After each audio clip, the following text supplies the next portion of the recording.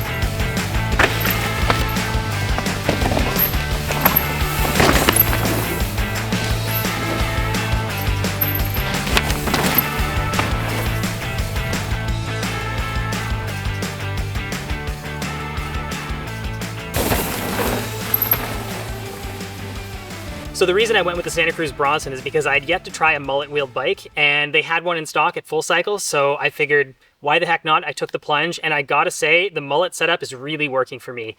Those of you who followed my channel for a while and who've watched my videos know that I kind of like to pop around, and I've got a bit of like an eccentric and sort of dynamic riding style, and I find having that smaller rear wheel just allows me to put the back end of the bike where I want it to be.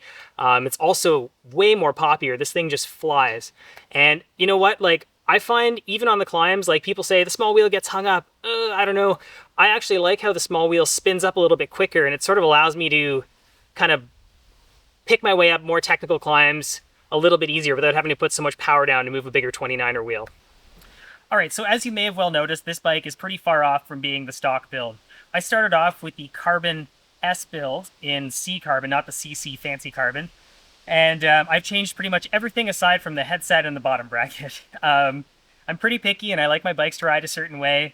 I've really come to like the 38 Mil Stanchion Forks, like the Zeb and the 38. Personally, I really like RockShox. I find that the window between services is quite a bit longer, like the suspension feels fresher for a longer period of time, and it's just easier to service yourself as well, which I can do a little bit of. So I threw the RockShox Zeb up front, and I threw a Super Deluxe Ultimate coil in the back.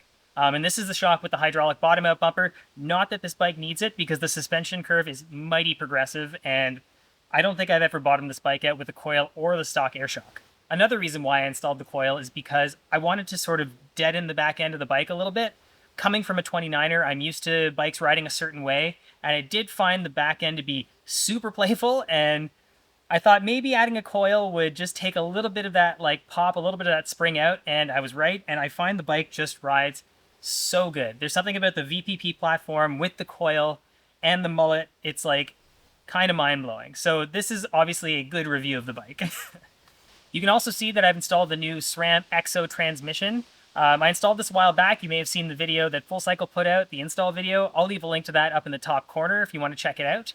I can't say too much about it just yet. I've had it for quite some time, but I have gone through a few warranty issues with the derailleurs, so I've finally gotten everything sorted out, and it's good to go. So maybe I'll put a review out on that in about a couple weeks. I also decided to try the Zip 30 Moto wheels, which have that ankle flex technology. So in addition to being sort of like, I guess, radially compliant? Radially compliant. Anyways, in addition to being compliant like this, they also flex like this, so hence the ankle technology. So the idea is they don't ping off rocks as much, they conform to jankier terrain. And riding Camp Fortune a lot, there's a lot of jank. I figured these wheels could be pretty sweet for rocks, and they've been great. I did crack the rear one like the second day I had it, but it cracked right near the valve hole, and I think it was defective because I've had these for about a month and a half since, and they've been perfect. I upgraded the brakes to SRAM Code RSCs because the Code Rs that came on the bike are just not great brakes, and I wish SRAM would stop speccing them on bikes or make them better. I don't know if you all have the same issues as I do, but I find them to be extremely spongy and No matter how many times you bleed them, they always feel like crap. So the bike did come stocked with a 150 mil dropper, which I find to be also kind of unacceptable in today's day and age, especially on a medium, you know, all mountain sort of almost enduro kind of bike. And you can only fit up to a 180 mil post in here too. So I tried to throw a 200 or 210 in, and it just didn't work because there's not enough seat post insertion room to insert the seat post. How does the 2023 Santa Cruz Bronson climb? And I always like to say, well, do you like to climb? How do you climb? Because most modern trail, all mountain, enduro bikes, whatever bikes, climb pretty comfortably. Comfortable climbing doesn't mean fast climbing, but I would take a comfortable climber over a fast climber any day. And you know, you're definitely not going to win any races on the climbs, but yeah, it goes. And like I was mentioning before, I like the small wheel on the back for climbing, especially technical climbing, because I don't know, I just feel like I can spin it up quicker with less effort and, you know, ratchet and do some moves that,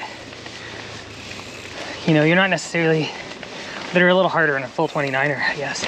Maybe I'm full of crap, but that's just my 2 cents after having ridden the bike for, you know, a few months now.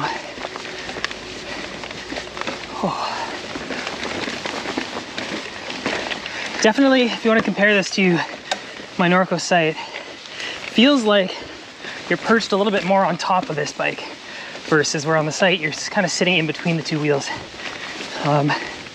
So that's a bit different, and I find it takes a bit of getting used to if you're used to like a deeper feeling bike, but it's part of what contributes to how poppy this bike is.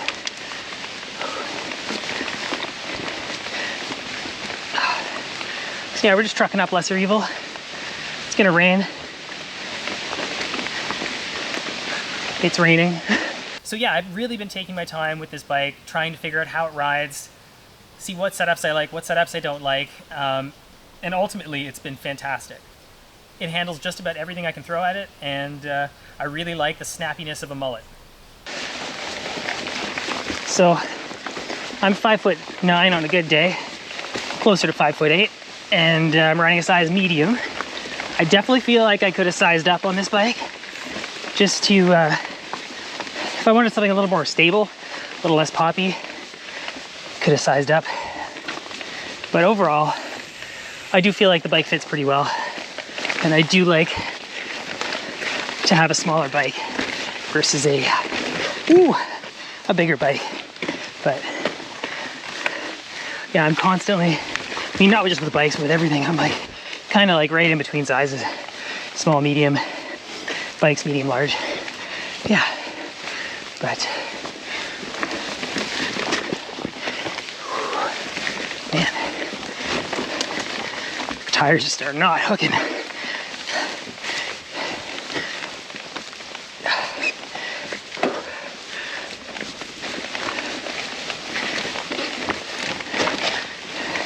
I don't know what type of rock that is, but it is the least grippiest rock in the world. So I really like Lesser Evil and Brian's Trail for testing bikes, because there's some good technical climbing. It's relatively short up and down, so you can do it a bunch if you want to bracket and test out different settings. But yeah, it's got just like a little bit of everything.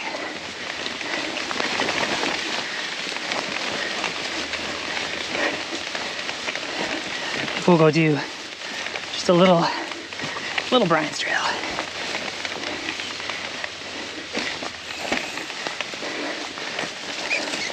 It's raining quite a bit. Huh, who'd have thunk it?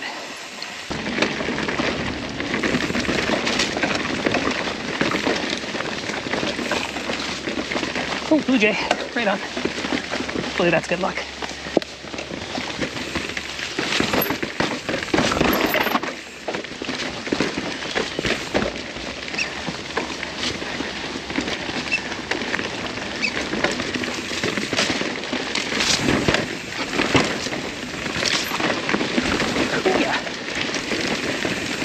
Whoa.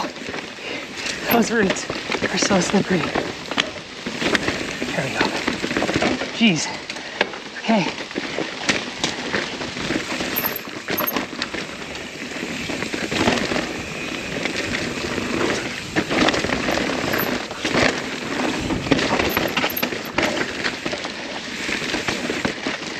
It's just one of those days where I feel like the bike's just like hanging off everything. Probably because I just spent 2.5 hours hike a bike filming myself for this very review. Nice. Oh, slippery. Woo! Very disconcerting. All of the green on the rocks. A little bit of anti-grip. Look at this. Didn't know there's work done on this trail. That's rad. One of my all-time Fortune favorites.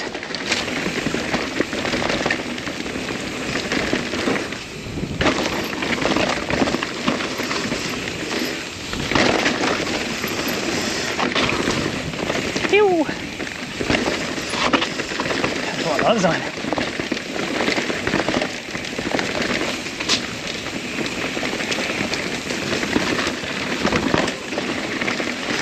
All right, top of Q cup, step up. Backtrack to salamander because liquid for smokes has work being done on it. Can't speak, just got stung in the face by a wasp. Feels great.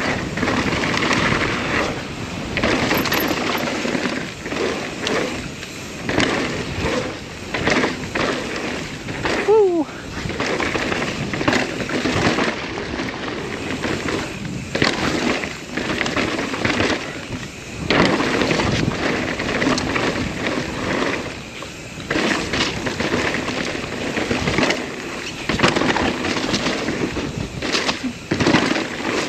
Oh yeah.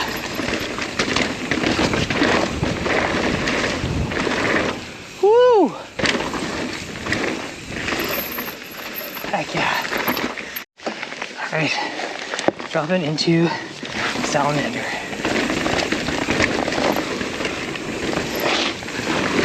Oh, I love those corners. Woo!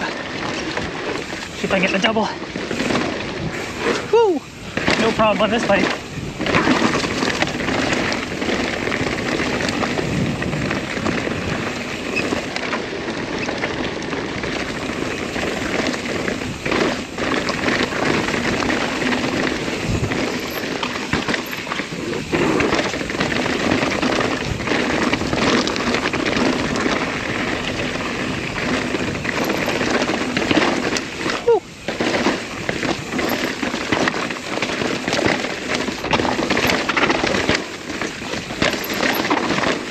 Right on.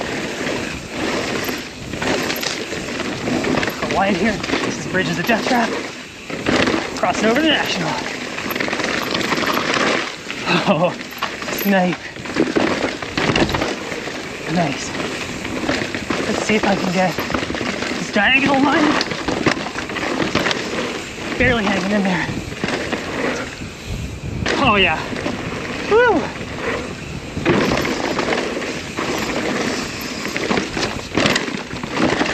There we go.